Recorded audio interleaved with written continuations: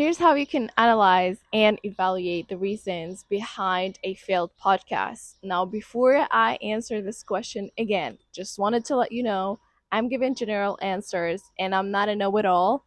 Of course, feel free to drop your insights down in the comment below, share it with your friend, and feel free to reach out even to me and tell me about your, insights. I'm always happy to hear more ideas.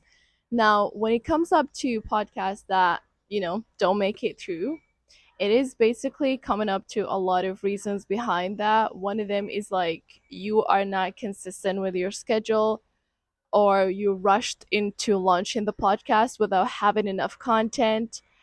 Maybe the reason was because you didn't know how to find your ideal guest, you didn't study your audience, you didn't measure it at the same time. So you didn't know if what you were doing was actually working for you. So you stopped it and then it failed.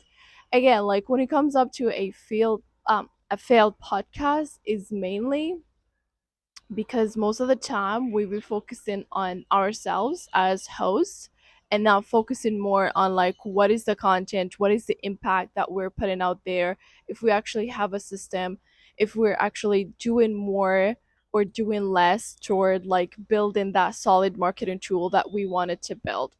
Now when it comes up to a failed podcast, bear with me on this one. Once you have the idea of a podcast, make sure to not rush into putting it out, but rush into building the content.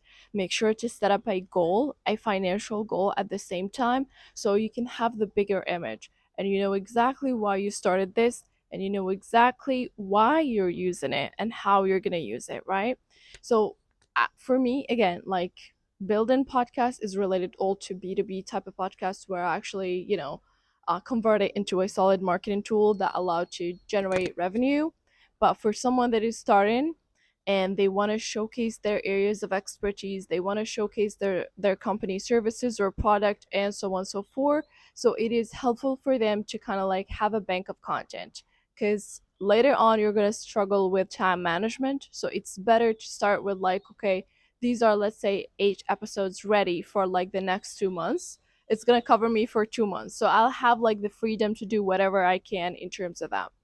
Now, when it comes up to, let's say, finding guests, I mean, LinkedIn is a beautiful platform. You can connect with anyone from the same industry or from, you can even be more specific toward what type of guests that you want to have there. You set your boundaries and you can have them and interview them as long as, it's convenient for you.